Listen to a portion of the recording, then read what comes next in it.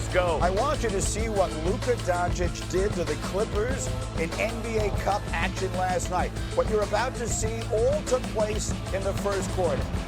Back three. Oh, he's just getting started. Luka. Oh, deeper. Now. Hold on, we're not nearly done. Luka, still cooking, still first quarter. He's feeling it, Greeny. Feeling it. How about a heat check three? How about 24 points in the first quarter for Luka Doncic? 6 of 10 from 3.5. Lakers a 3-point halftime lead. Now you're saying, didn't LeBron get involved in this? Well, I'm glad you asked. LeBron from the corner. Yes. He would score 25. Lakers by 11. And then, watch this pass. Look at the vision from LeBron. Oh, my word. Austin Reeves. 31 and 9. Reeves had 31 and 9.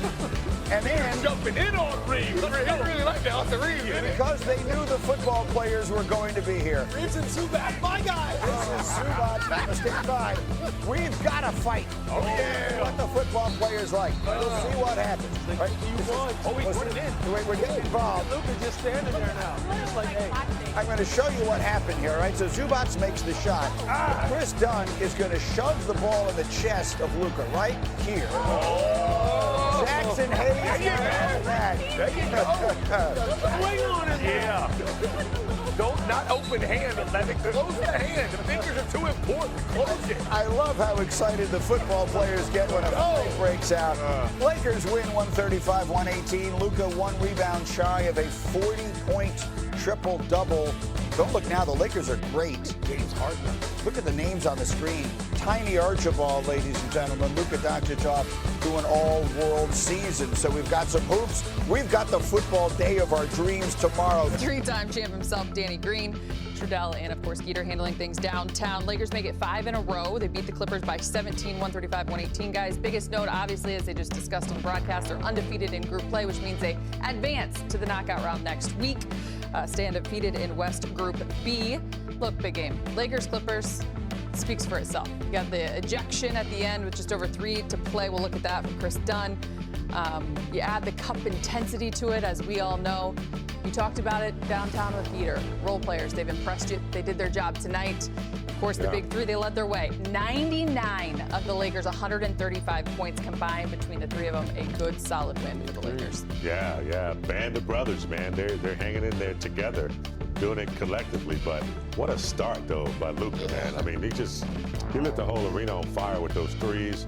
The Clippers, you remember all those years, how they used to dominate us for 4 or 5 years? We'd be sitting here like, they used to kick our butt. But, I think now we have a team that can play and can match and defend. And I just thought the role players, as you mentioned, Smart coming down, hitting some big shots, bringing his presence. Hayes stepping in for Ayton with his energy, his rebound. And, I just thought collectively, and then LeBron coming in, just kind of seeing what's needed and getting the job done. Of course, we talk about Austin Reeves all the time, but I just think collectively they answered the bell when the Clippers made their charge, and they took care of business in the third and fourth quarter. And here we are, talking about the victory. Yeah, the big three was big three in tonight, the new generation would say. They played really well. I think they shot from 3 very well. That was something they had been struggling in the past few games for sure, and during the season. That was their weakness. And if you got guys like Marcus Smart knocking down threes, but also Bron pulling up from 3 in transition, Luka 5 for 5 to start the game. Austin looked like he had a quiet night. Then that fourth quarter, that second half, he exploded. He got a little angry because they didn't call that goaltend. Different guys exploded different moments that gave them a boost. But ultimately, they got the transition. Bron looking more like himself. They got out and running, and they got uncontested shots because of the high IQ play from those 3 guys. We'll talk about Austin in a minute because you did have your eye on him all night long. He had 2 points in the first quarter. He went 29 over the final 3 quarters. I was a little disappointed in my shot, my hot shot pick for a second. I wasn't feeling comfortable. And I was like, he's going to have a bad number and still end up with like 20, 25.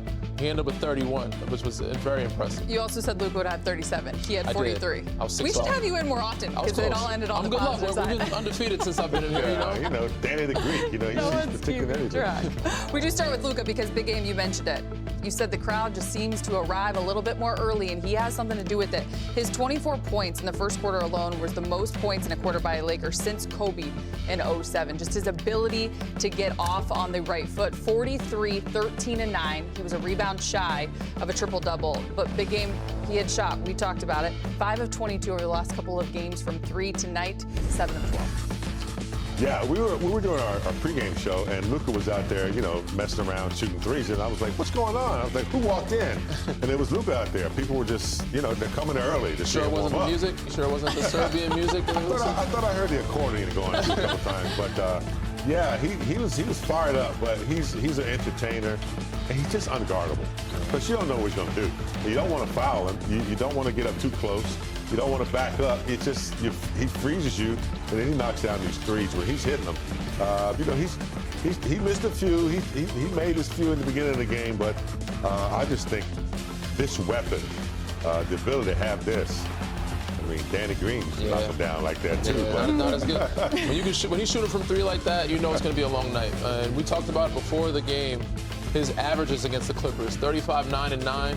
He somehow, for some reason, comes alive. And these are great defenders. Kawhi Leonard ain't no slouch. Chris Dunn ain't no slouch. These guys, Nick Batum aren't no, but they don't want to foul him. And when he's got his 3 going, again, like Big Game said, he's unstoppable. And tonight he just came out on a heater. And it made the game, the basket big for him and the game looser for everybody else. You saw right there, third most in NBA history of 35 and at least 10 dimes. It's his 5th 40-point game on the season, but that wasn't all Luka brought to the table tonight. A little feistiness. We talked about the Chris Dunn ejection in case you're just joining us and you Extra missed plates to the Thanksgiving table. Right, a little spicy, but nonetheless, this is what you like from Luka, just from a competitive standpoint. With over 3 minutes to play, he takes that shove there from Chris Dunn. He wasn't just going to stay down, big game. Nah, Luka is not an instigator, but when you're trying to defend him and he's just continuously busting your ass, it frustrates defenders. It pisses you off to the point where you just want to do something to him. So frustration, and then he's always got that little smile. He knows he's kicking your butt, but he's not an instigator. So it makes you. You want him to do something, but he won't, and then you just lose it, and that's what happened. Luke's in the game, other guys out. He pretty much antagonizes guys with his play. He's getting under your skin because he's, all game Chris Dunn is playing his best defense, but he's getting in foul trouble, knocking down shots, knocking down threes, getting rebounds, 1 rebound shy of a triple-double, and then he's complaining that he's flopping all the time, but that was not a clean box-out play. But I like what Jaxson Hayes did. Stepped up for his teammate, covered for him, protected him, let him know, you're not by yourself. So that was a good moment for them collectively to show, we're not no chumps, we're not soft, you're not going to come in here and just punk us. We love when this happens. It's like our Thanksgiving treat. Normally we're waiting on Luka, which we will all day, every day, but instead, he's speaking with the media.